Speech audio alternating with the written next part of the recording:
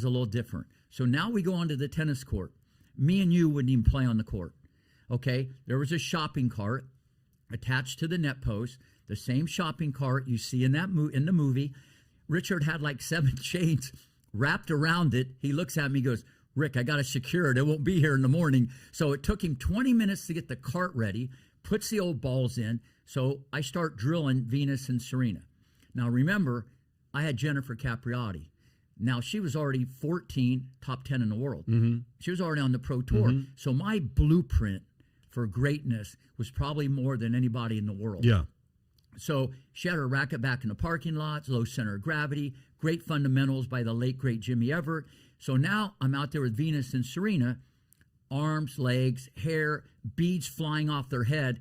I'm going, what in God's name am I doing in Compton, California? They were maybe 70, 80 in the nation, which I see that all the time. So after about an hour, it's a great lesson for anybody, any parent, coach, or Rick Macy, okay? You don't judge a book by the cover. The cover could be terrible, the book amazing. Okay, the cover amazing, the book great. So you got to understand, now I said, let's play competitive points. And the whole landscape changed. When I said game on, the footwork got better. They were popping the popcorn, extra butter. The preparation got better. The burning desire. There was a rage inside these 2 little girls. The burning desire to get to the ball was brutal. Wow. And now I've told so many people, and I have a lot of kids that try hard. This was different. There was something inside of them, even though it was a train wreck on the outside. And when I saw they ran so hard, and now I'm projecting in my head, 5'10", 145, 6 feet, $160. I'm thinking where this is going to go. And I right then and there, Richard, come here. And this is in the movie. I said, and it was more about Venus because she was a little more mature. Serena was like a little prankster. She was 9. I go, you got the next female Michael Jordan on your hand. And he puts his arm around me. He goes, no, brother, man. I got the next 2. That's a good scene in the movie, by the way. And so, but wait. So then Venus goes, Daddy, can I go to the bathroom? Okay, they're hugging, kissing, close-knit family, just like you see in the movie. Okay, they were just like, bang, they were like that. Venus goes out the gate, walks on her hands for 5 feet, does backward cartwheels for 5 feet. And then I'm going, whoa, whoa, whoa. So remember, this was 1991.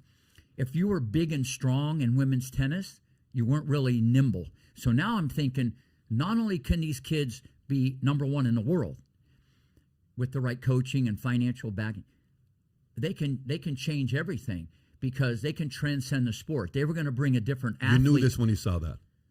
But I didn't. But the moral of the story, okay, the moral of the story is I didn't see it on the outside. It's what I saw on the inside, why I took the chance, all the sweat equity, millions of dollars, and I rolled the dice because everybody thought I was crazy.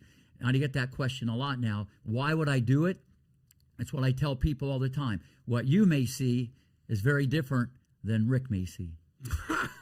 What you may see is very different than what Rick may see. What a freaking line. That's awesome.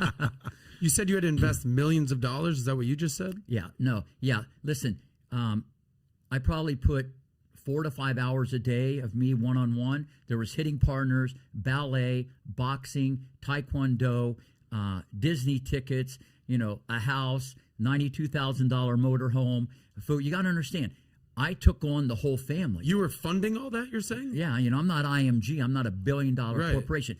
But I believed in a couple things.